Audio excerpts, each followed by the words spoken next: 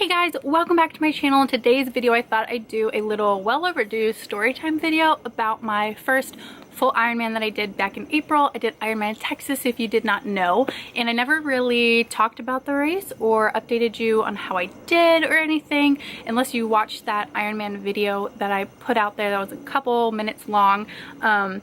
But yeah, so I thought I'd sit down and talk about it. So if you want to watch this video, thank you so much. And I'm just gonna hop right into it. And so the last you saw me talk about it was the night before, where I was just filled with so much anxiety and worry, and I was very, very nervous for the race in the morning. Well, I ended up getting up about 3 or 3:30, I think, to start, you know, waking up, getting breakfast in me, and getting to the transition area. And so it was awesome that I had my mom and my sister, because they drove me, and we actually ended up driving somebody else. They didn't have a ride to the race or the transition area, and so we ended up getting this guy in the car with us, and he was so thankful. And we got to transition, and that's kind of where we separated. He was telling us about his life, and he was from somewhere, I think, in the UK, and he was there by himself doing the race. And so that was really cool. He had done a few races before, trying to calm my nerves a little bit, and wished me luck, and I did the same to him. He was so thankful that we were able to get him to the race or the transition area. We saved him a lot of energy, so he didn't have to walk from our hotel there. And so got to the transition area, ended up pumping up my tires, getting everything all ready for the bike, making sure everything was in place, like my shoes and what I was going to change into. And then we got to the swim, and so the swim got there, got all kind of written up with all your numbers and everything. It was not wetsuit legal, and so I think it was wetsuit optional, so if you wanted to wear a wetsuit, you were going to be in the very, very back. I just swam my swimsuit. It was what I was comfortable in. I didn't have a swim skin or anything, and yeah, it was kind of unorganized, actually. I was very disappointed. It wasn't like when my sister had done Ironman Texas. They had volunteers holding signs. Oh, if you're gonna swim this under an hour, stand here. If you're gonna take an hour and 10 minutes, stand here. And kind of had like their own little waves or groups, but they didn't have that. And so people were trying to figure out where to stand. Oh, what's your projected time that you're gonna finish? Where should I be, in front of you or behind you?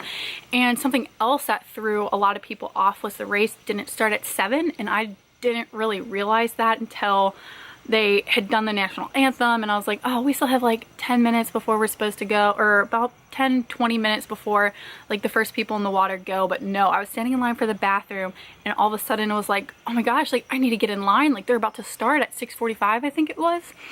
And so kind of rushing up, trying to find where to stand, a little overwhelmed and nervous for the race, of course. But anyway, nevertheless, I got in the water, and it's very hard swimming around a whole bunch of people. So you have men and women, all different ages, all around you, because it was like a rolling start. You weren't in waves. And so it was hard at first to break free from like the clusters of people, and that's where in one of my training tip videos I said trim your nails, because I was getting clawed and scratched and hit. And finally I broke free from like big clusters and was able to just swim out and swim down the canal. The canal was the funnest part. And so there was one point where I kind of tried to stop to clear my goggles from all the fog and everything, and I literally, my feet touched the ground, and it was like soggy, mushy grossness, and it literally, I wanted to like throw up in my mouth. But I felt really, really good on the swim, was doing everything right. I felt like I was passing people. There was one point where it felt like I just wasn't moving in the canal, but I was, and I saw my family, my mom, my sister, and I like waved to them, said hi. So it was nice seeing them on the swim. And getting out of the swim, there were people there kind of help pulling you up the steps, and then we got to our bike. So I remember walking up the little area to get to your bike, and I was like, oh my gosh, I think I'm the first one out of the water. So I realized once I got to my bike and grabbed all my bike bag, which had what I was going to wear on the bike, I realized I was the first girl out of my age group out of the water, and I was stoked. And so I went into the changing tent, and I ended up stripping out of my swimsuit and put on just fresh clothes, fresh socks, dried off completely because I wanted to be comfortable on the bike. Got my bike, got out onto the road, and it was a pretty windy road until you got to the Hardy Toll Road, and that was about a 20-mile stretch that you had to go down about 20 miles, turn around, come back 20 miles, do another loop down 20 miles, and come back before you hit like the subdivisions all the way up to the finish. And so riding out the 20 miles, the wind was at your back, you felt like you were going super fast. There were kind of rolling hills every now and then, and going down the hills, down that 20-mile stretch, the wind was like pushing you. As soon as you turned around, literally, the wind, it felt like 40 miles per hour coming at you, headwind. It was terrible, honestly, terrible. Like, you didn't feel like you were moving. You felt like you were going so slow. You were burning a whole bunch of energy trying to just beat it. And so I remember stopping at every aid station, refilling my waters, and that seemed to confuse a lot of the volunteers at the aid station. Every time I stopped and got off to stretch a little bit, they were like, "Are you okay? Like, do you need something?" I'm like, "No, I'm just stretching," you know, like I was doing this just to finish the race. And so I thought that was kind of weird. I guess they're not used to people really getting off their bikes, just grabbing and going. Whereas I was like, you know, I want to be comfortable. I'm going to stop, refill my water bottles, get some fuel, eat the bananas and stuff that they had. But yeah, so that was fine. It was nice stopping. I wish they would have had one or two more aid stations. I felt like they were just very randomly spread out. But finally going against that headwind for 20 miles, it was so defeating realizing that I had to turn around and do it all over again. So I knew going down, it was a breeze. It was kind of easy going back down, but that second turnaround, oh my God, I was so deflated, defeated. I wanted to give up because I just knew how hard it was the first time going against the headwind, that the second time I was already tired and I just didn't want to do it. And there was one point where I was going against the headwind on my second turnaround, and I was going up. It wasn't even a big hill. It was literally just kind of like a rolling hill. The headwind was so bad that I got off my bike and walked it up this damn hill because I was not moving. It was faster for me to get off my bike and push it up this freaking hill than to sit there and just pedal on my easiest gear, like going up and up and up. And so that was kind of embarrassing, but I did what I had to, and I just needed to stretch my legs a little bit, so I did that. Finally got to the point where I just wanted to give up, but in my head I was like, no, you were first out of the water. I saw all the girls pass me. I'm pretty sure I was like last at this point, but then I remembered telling myself, you're not doing this to win, you're doing this to finish. And finally I got through that second stretch, got through the windy roads, and I was about 3 miles out, and on that, it was about 3 miles straightaway stretch, kind of straightaway, a few turns from where I was at to where the next transition area was. And about 2 miles from the finish, I remember I was going down a road. It was filled with red lights, and so there were safety patrols stopping traffic, making sure all the bikers could go through safely. There were orange cones lined up, keeping you in a nice lane, and there was something in the road. I can't remember if it was like a water bottle. A Gatorade bottle is coming into my head when I think about it. It was either that or some type of pothole in the road, and there were people passing me on my left. And I was like, oh my God, if I hit this, I'm gonna fall. I have to swerve around it somehow. And so I remember swerving my bike to the right to go around this obstacle that was in the road. I ended up hitting one of the orange cones, flipping straight over my handlebars, somehow getting detached from my bike, which I don't know how that happened. I'm glad it did, so I'm glad the bike didn't land on me or anything. My bike shot out one way. People were kind of like, oh my God, and moving out of the way so they didn't get hit. I landed straight on my head, cracked a big chunk out of the front of my helmet, started splitting my helmet up the top, and literally like blacked out. And I remember rolling over onto my back, one of the safety patrol ladies running over to me, telling me not to move, the medics are on their way, you're okay, trying to calm me down because I was hyperventilating, I was freaking out. and I didn't know, there was so much adrenaline that I didn't know what pain I was in. I didn't know the condition of my bike, and literally I was just so worried that this was it. This was me getting a DNF, did not finish because I got hurt on the bike. I laid there for about 20 minutes until they showed up. I was able to get all calmed down and start breathing and thinking again. They checked me out. They said I was okay to continue the race. They weren't allowed to grab my bike for me. I had to go get my bike. I had to assess the damage on my bike. It was all scraped up, but yet so was I. I had cuts and road rash all over my arms and my knees. But at that moment I was like, oh my God, this is my first race. I have to finish. I have to keep going. The paramedics thought I was crazy, and they were like, we can't move your bike forward, but we can move it back and help you get your chain back on. And I was like, okay, help me. And they couldn't do it, and I was like, you know what? I know how to put my chain back on. And I literally whipped my chain on so fast that one of the paramedics was like, damn, you don't mess around, do you? And I was like, no, us triathletes are crazy.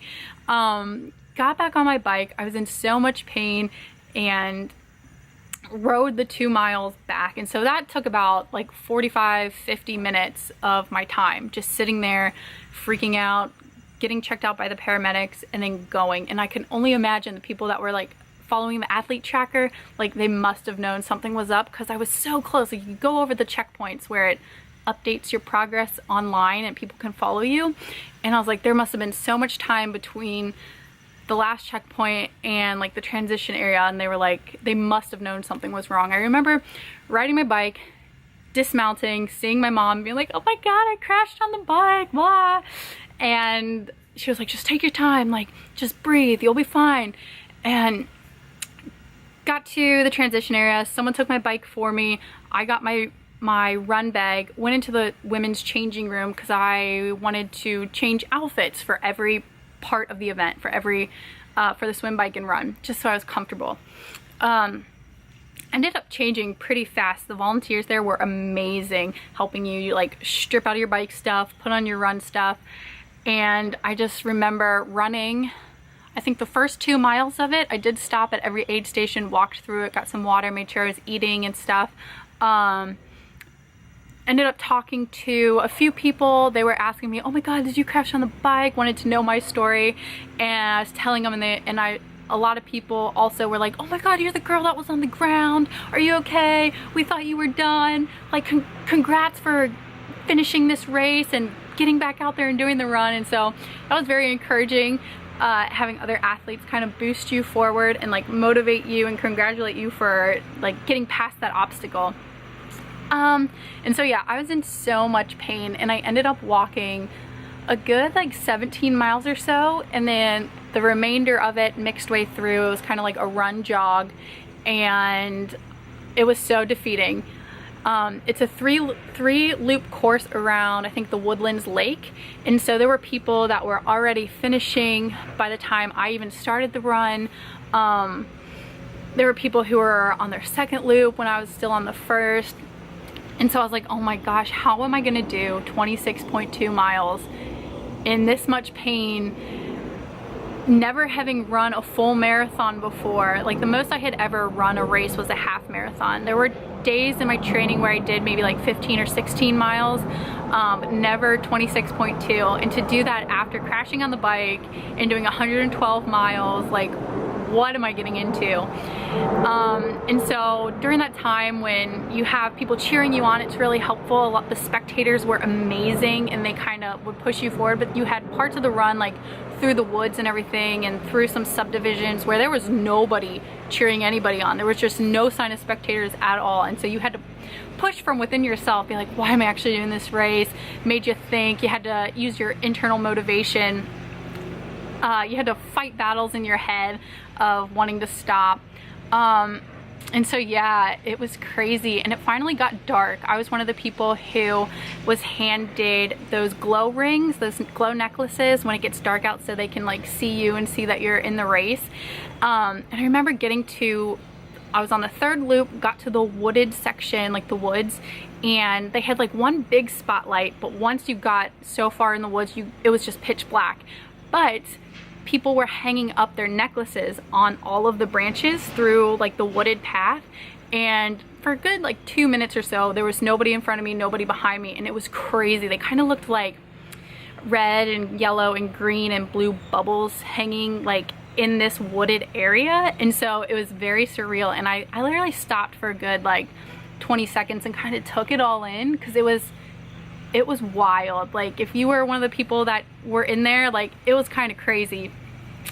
And so yeah, I ended up finishing the race. It took me just under 15 hours, and I remember hitting the red carpet up into the like the last strip across the finish line, and I ran it. I was like, I have to run this last like 0.2 miles.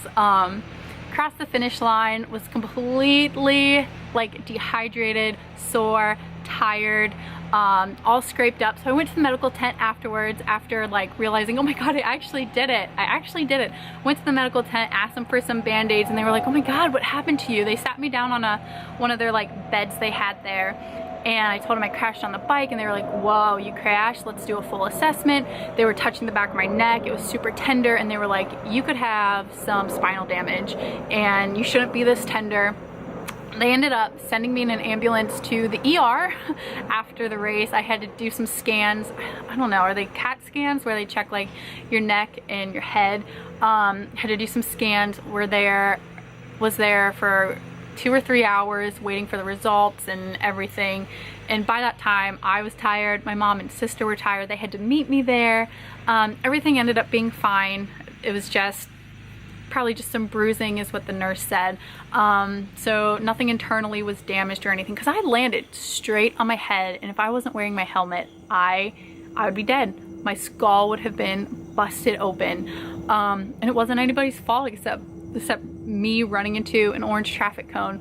So always wear your helmet. And you take anything away from this, always wear your helmet when you're on your bike. But yeah, I ended up finishing the race, and I was so proud of myself. I went to the award ceremony the next day, because I was actually the first female out of the water. They announced that in my age group, and I ended up being 5th place in my age group. And looking back now, if I wouldn't have crashed on the bike, I think I could have been 3rd or 4th in my age group. But I got an award and a plaque for being 5th, and I was so excited about that. My very first race, I have a great story. I got 2 awards, and so I am just completely buzzing. Still am when I think about it and people ask me about it. I feel like I light up, and people are so excited. They're like, oh my god, this was your first race? You have such a great story for your first full Ironman. And I was like, yeah. And so I'm finally to the point where I took a while off. I did do half Ironman Ohio, just very last minute. I signed up for that, trained for that, and did that. And I'm at the point where, what am I gonna do next? I think I'm gonna do full Ironman Louisville next year. That race this year I actually think is coming up in the next couple weeks. And so I think I'm gonna do that next year and make that my big race next year. But yeah, that was my Ironman story, and I thought I would just share that with you guys if you care to know. And if you made it to the end of this video, thank you so much for watching. But yeah, just for reference for myself, like 10 years down the line, if I want to see how I did on my very first Ironman, this was kind of like a little talk through so I can remember how it was and everything. And I probably should have done it sooner, like the day after the race, but yeah, I did it. I'm so excited. I age up next year, and so I'll be in the next age group, and it's a very competitive age group, being in the next age group up. So I'd love to go to Kona sometime, but we'll just see. I'll have to keep training, keep racing. And yeah, thank you guys so much for watching if you made it to the end, and I will see you guys in next week's video. If you have any questions, leave them in the comments below. And also, if you have anything exciting about any of your races that you've done, leave them in the comments and tell me how your very first full Ironman was, or a half Ironman. Yeah, tell me how it was in the comments. I'd love to hear your guys' stories, and I will see you guys next time.